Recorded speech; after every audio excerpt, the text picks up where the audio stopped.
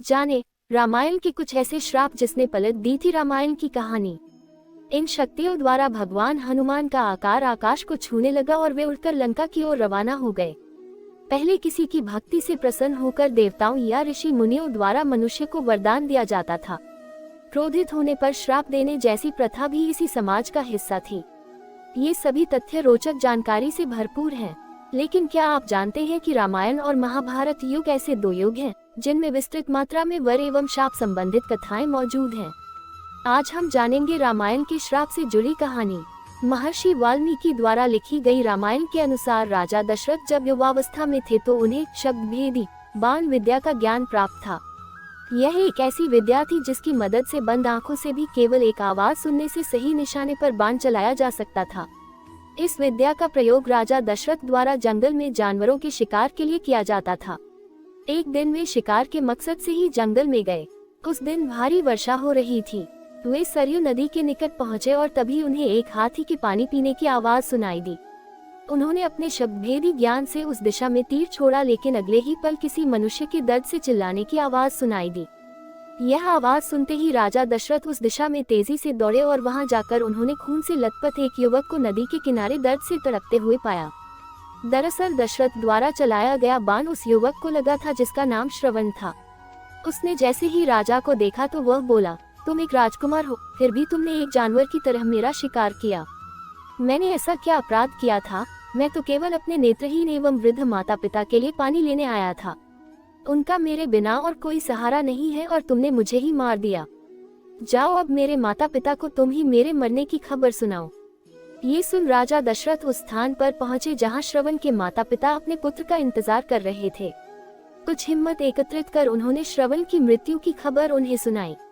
ये खबर सुन श्रवण के पिता ने राजा दशरथ को श्राप दिया और कहा, जिस प्रकार आज अपने पुत्र की मृत्यु से मैं तड़प रहा हूँ, ठीक इसी प्रकार तुम भी अपने पुत्रों से अलग हो जाओगे और उनके वियोग में मर जाओगे। इस श्राप ने वर्षों बाद अपना असर दिखाया, जब श्री राम अपने अनुज लक्ष्मण के साथ वनवास चले गए और उनके पीछे से राजा दशरथ का राम से बिछड़ने के कारण स्वर्गवास हो गया। अगली कहानी भी रामायण युग से जुड़ी है।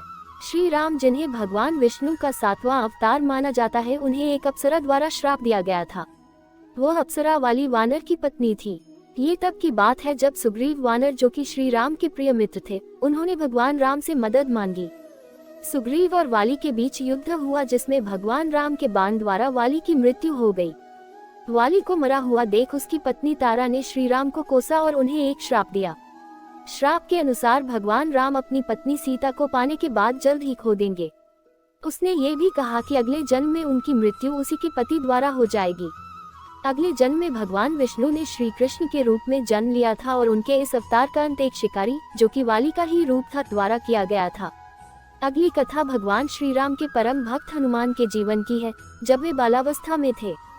माना जाता है कि हनुमान बचपन में काफी शरारती स्वभाव के थे। हद से ज्यादा उछल कूद और नासमझी में तपस्या में लीन साधुओं को परेशान करना उनका शौक था, लेकिन यही शौक उन्हें काफी महंगा पड़ा। एक दिन उन पर एक साधु का क्रोध उमड़ पड़ा और उन्हें श्राप मिला। श्राप के अनुसार भगवान हनुमान अपनी उड़ सकने की शक्तियों को भूल जाएंगे और यह शक्तियां तभी वापस लौटेंगी जब कोई इन शक्तियों की याद उन्हें कराएगा। इसीलिए भगवान हनुमान उड़ना भूल गए थे, लेकिन जब माता सीता को लंका से ढूंढ कर लाना था तब जाम्बवान द्वारा हनुमान को उनकी दैविक शक्तियों का आभास कराया गया। इन शक्तियों द्वारा भगवान हनुमान का आकार आकाश को छूने लगा और वे उड़कर लंका की ओर रवाना हो गए। केवल भगवान हनुमान ही नहीं, अपितु उनकी माता को भी श्राप भोगना पड़ा था।